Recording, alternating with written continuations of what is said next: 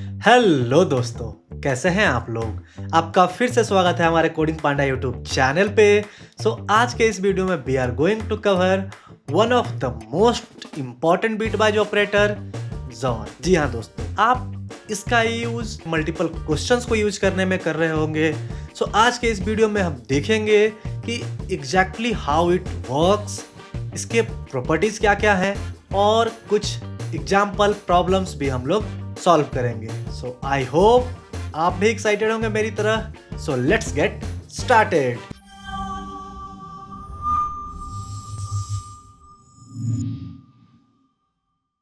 देखते हैं जॉर की इंपॉर्टेंट प्रॉपर्टीज के बारे में। सबसे पहला प्रॉपर्टी की बात करते हैं। तो ए जॉर 0 इक्वल्स टू ए। तो बेसिकली सबसे पहले देखते हैं कि जॉर काम कैसे करता है। तो as the name suggest bitwise operator, तो ये हमारे नंबर के बिट पे काम करता है।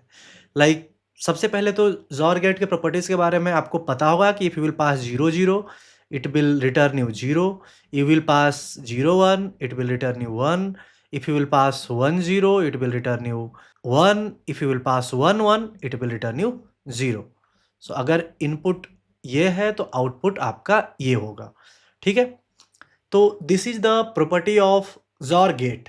तो सिमिलर थिंग यहाँ पे अप्लाई होता है बट बिट पे अप्लाई होता है। तो सपोज करता है कि हमारे पास एक नंबर दिया गया है a इक्वल्स टू 5। अगर आप 5 को बाइनरी फॉर्म में रिप्रेजेंट करना चाहते हो तो you can represent it as 1 0 1। Basic XOR gate के बारे में आपने देख लिया कि अगर आप उसमें सेम नंबर को पास करते हो, like in short we can say कि if you will pass the same number 0 0 या 1 1 तो इसका रिजल्ट 0 आएगा। अगर if we will pass the different number तब इसका रिजल्ट 1 आएगा। Let me do something like this. ये जो हमारा है दिस एरिया रिप्रेजेंट्स कि आपने डिफरेंट वैल्यू को पास किया है तब आपका वैल्यू 1 रिटर्न आया है, otherwise you are always getting 0। तो सिमिलर प्रॉपर्टी को हम लोग यूज करते हैं। अगर बात करते हैं कि हाउ इट विल वर्क, ए को सपोज करते हैं अगर 5 है, अगर आप उसको बिट फॉर्म में रिप्रेजेंट करोगे ए को तो it will return as 0 1 0, and अगर आप 0 को करोगे तो दैट विल एज 0 0 0। तो अगर आप इसका पर बिट जॉर लेने की कोशिश करोगे तो पहला बिट का जॉर होगा, इन दोनों का साथ में होगा 1 and 0, it will return you 1. The second thing will be 0 and 0, it will return you 0. The second thing, third will be 1 0, it will return you 1, which is again equal to 5.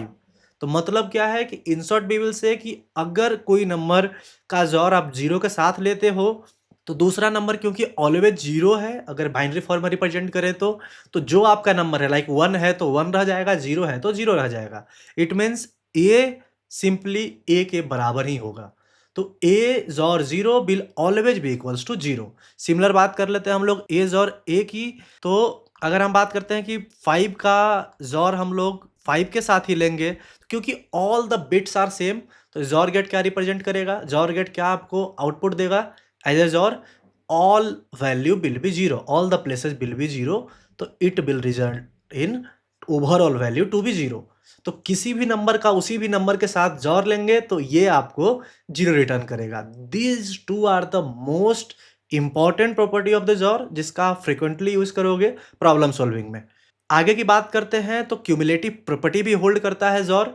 If you are saying that A XOR B that will be equal to B XOR A, तो it doesn't depend कि आप 1 jaw 0 कर रहे हो या 0 jaw 1 कर रहे हो, it will always give you the same result. You can see in the table that like even if you will swap the columns, in our case we can say inputs, the result will be same.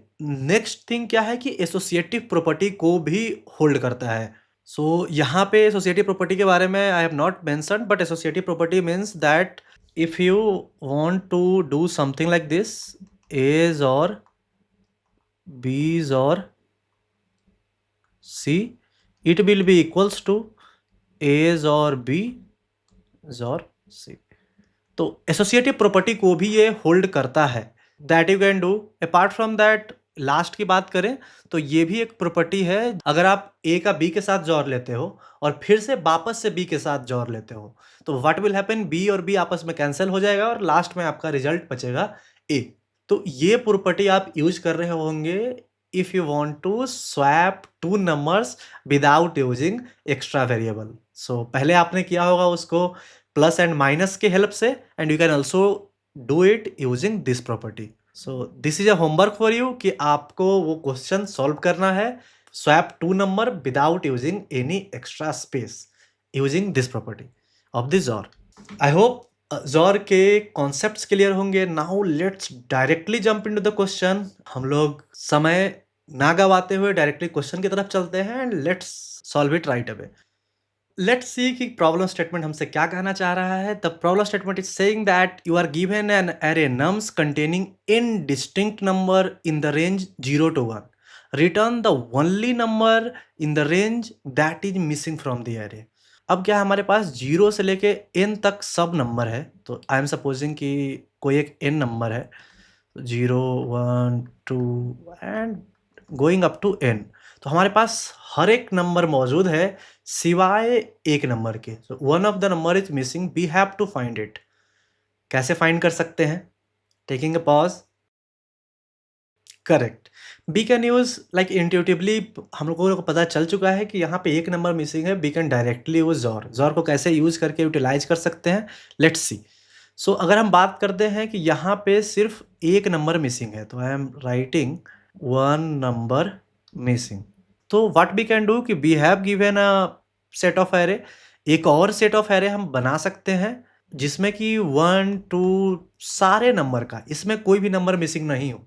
इसमें सारे numbers हैं 0 से लेके n तक, और दोनों को आपस में जोड़ ले लें।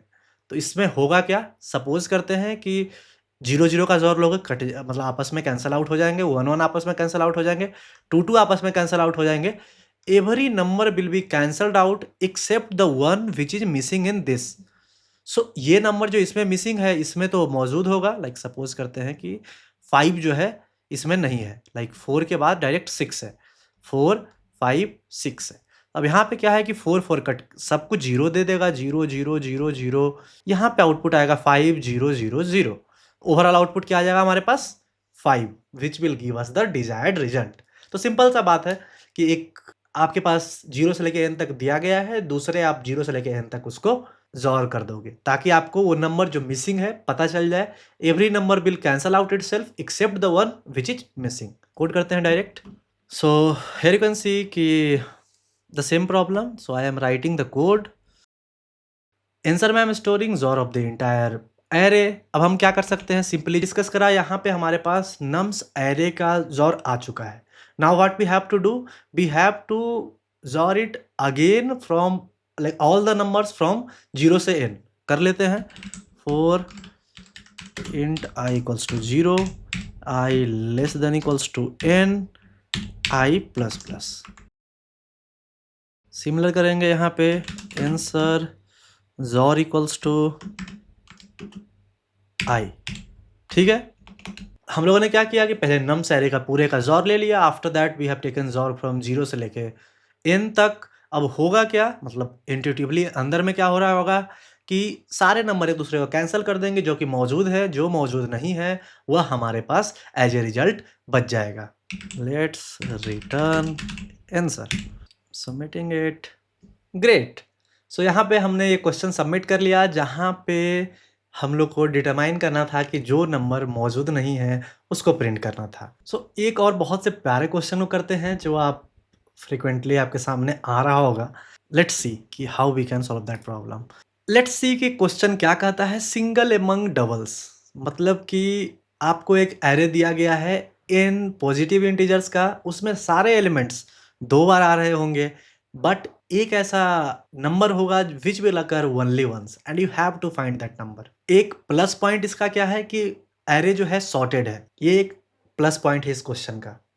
सो आप इसको बिना जोर के भी कर सकते हो कि हर i के लिए आप चेक करो क्या i+1 उसके बराबर है कि नहीं, और i को आप i+=2 कर दोगे। मतलब कि i डायरेक्ट जंप करेगा नॉट i+1 पे, i+2 पे।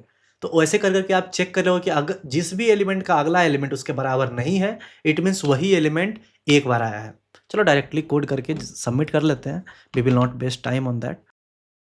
अगर हम इस फोर लूप की मदद से नहीं फाइंड कर पाते हैं कि जो हमारा एलिमेंट कौन सा एलिमेंट यूनिक है, तो सिंपल सा बात ये है, क्योंकि ये लूप हमारे n-1 टाइम तक n-1 तक चल रहा है, मतलब सिंपल सा बात है कि जो हमारा लास्ट एलिमेंट है एरे का वही यूनिक है। अदरवाइज हम लोग को ये फोर लूप फाइंड करके दे देगा unique element. So what we can do कि we can simply return array of n-1। ठीक है, इसको एक बार रन कर लेते हैं कोड को, लेट्स सबमिट इट। ठीक है, सो ये तो सिंपल तरीका हो गया एक फोर लूप लगा के इसको करने का, क्योंकि एरे सॉर्टेड था, हम लोगों ने उसका लेवरेज ले लिया।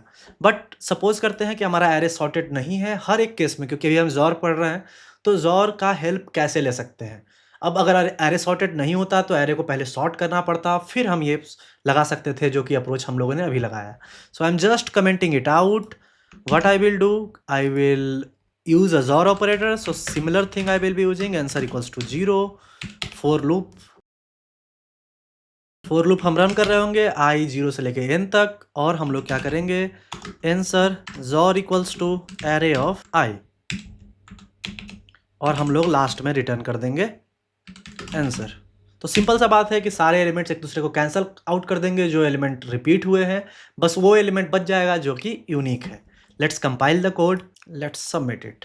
That's all, fine, we have passed 201 out of 201 test cases. That's all for today. जल्द मिलते हैं नए वीडियो में शानदार कॉन्सेप्ट्स के साथ। तब तक के लिए अपना ख्याल रखें। नमस्कार।